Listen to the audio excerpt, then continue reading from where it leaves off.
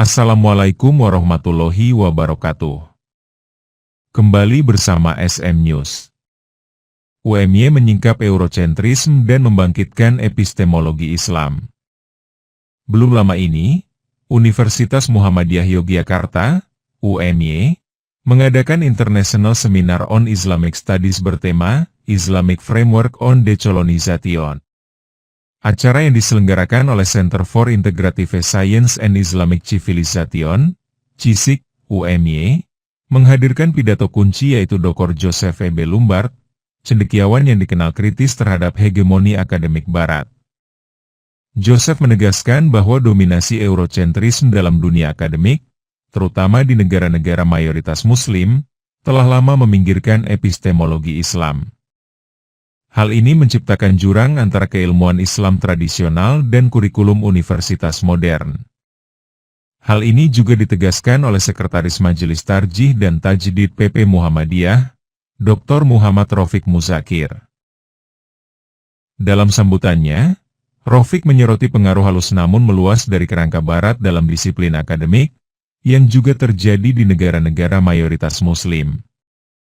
Ia menyoroti kecenderungan dunia akademik untuk mengutamakan pemikir Barat seperti Plato, Max Weber, dan Karl Popper dalam bidang seperti pemikiran politik, sosiologi, dan filsafat ilmu pengetahuan.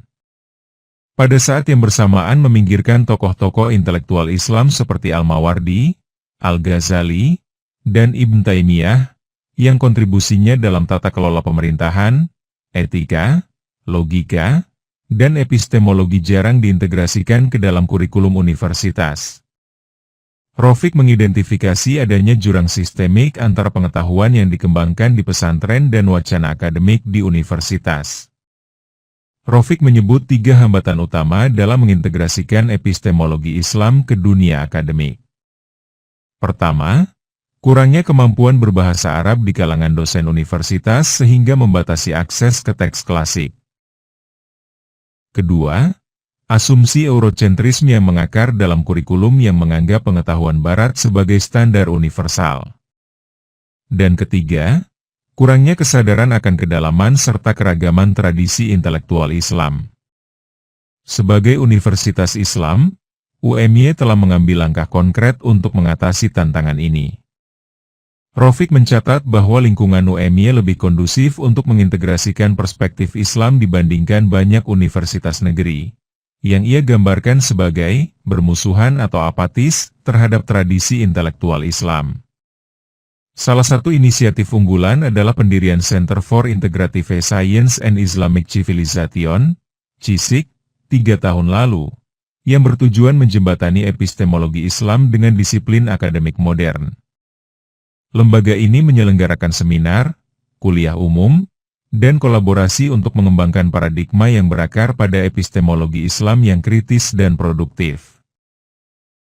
Raufik menyerukan untuk memposisikan kembali tradisi Islam sebagai mitra aktif dalam konstruksi pengetahuan, bukan sebagai nostalgia, melainkan sebagai sumber dinamis untuk menjawab tantangan kontemporer. Raufik menekankan pentingnya mengajarkan bahasa Arab sebagai pintu gerbang ke teks klasik dan memikirkan ulang kurikulum untuk menantang bias eurocentrisme. Seminar ini, harapnya, akan mendorong refleksi konstruktif, menuju pembangunan budaya akademik yang terdekolonisasi dan berpijak pada spiritualitas. Demikian berita yang bisa kami sampaikan. Wassalamualaikum warahmatullahi wabarakatuh.